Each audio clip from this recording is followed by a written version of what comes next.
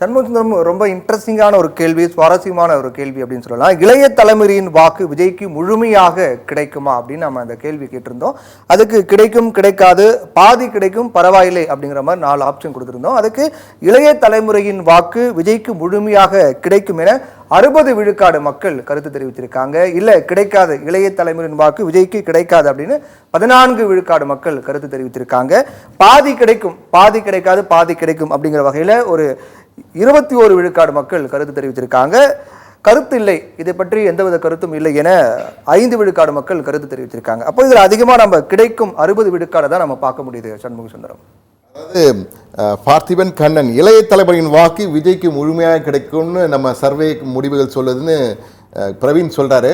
ஆனால் இதே சர்வேல இன்னொரு முடிவுகளை தற்போது பார்க்க போறோம். அதாவது விவசாயிகள் அவருக்கு என்ன சொல்றாங்க, அதே போல வணிகர்கள் செல்வாக்கு இருக்கா, தொழிலாளர்கள் செல்வாக்கு இருக்கான்னு ஒரு மிக முக்கியமான கேள்வி. அதற்கான வரைகளை தற்போது நாம் பார்க்க இருக்கோம். ஏன்னா இளைய தலைமுறை செல்வாக்கு விஜய்க்கு இருக்கிறது என்பதை தான் தற்போது பார்த்தோம். ஆனால் அதை விட முக்கியமாக மற்ற வகையராக்கள், அதாவது விவசாயிகள் மற்றும் வணிகர்கள், தொழிலாளர்களுடைய அவருடைய ஆதரவு எப்படி இருக்குது அப்படின்ற கருத்தை நம்ம பார்க்கிறோம். அந்த வரைகளை இன்னும் சற்று நேரத்தில் நமக்கு கிடைக்கும்னு நினைக்கிறேன். அந்த வரைகளை வரும்பொழுது முழுமையாக பார்ப்போம். தற்போதைக்கு நம் இளைய தலைமுறையின் வாக்கு விஜய்க்கு கிடைக்கும், முழுமையாக கிடைக்குமா என்பதில் கிடைக்கும் என்பது 60%, கிடைக்காது 14%, பாதி கிடைக்கும் என்பது 21%, கருத்து இல்லை என்பது 5% இருக்குது. எனவே இது எதிர்பார்த்தது தான். ஏன்னா விஜய் ஒரு இளைய தளபதி, இளைய தலைமுறையின் நாயகன் என்றெல்லாம் அழைக்கப்பட்டிருக்கிறார். இதில் இதை மாற்று கருத்து இருக்கா உங்களுக்கு?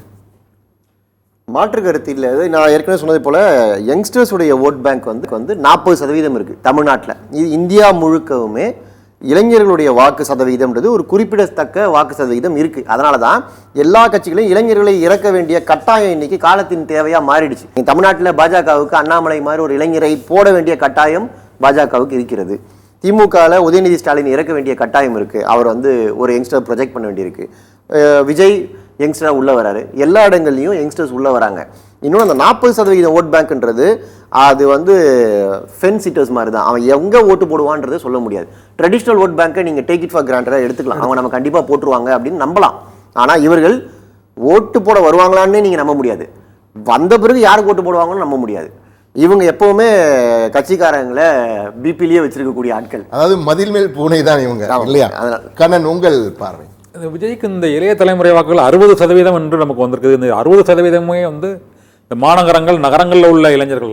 ஏன்னா விஜய் இந்த இளைய தளபதி நீங்கள் சொன்ன மாதிரி அது ஒரு சாக்லேட் பாய் இமேஜ் தான் அவருக்கு இருக்குது, அவரோட திரைப்படங்கள். ஆனால் ஒரு கிராமப்புற இளைஞரோட வாக்குகள் அவருக்கு கிடைக்குமா அப்படிங்கிறது அந்த 40% கேப் இருக்குது. ஏன்னா ஒரு சாதாரண எழுத படிக்க தெரியாத கூலி வேலைக்கு போகிற ஒரு இளைஞன் ஓட்டு போடுவானா விஜய்க்கு அப்படிங்கிறதுல இன்னும் இருக்குது. அதில் தான் விஜயகாந்தும் எம்ஜிஆரும் பெரிய சக்ஸஸ் ஆனவங்க அந்த இளைஞர்கள் அந்த வாக்குகளை பெறுவதில்.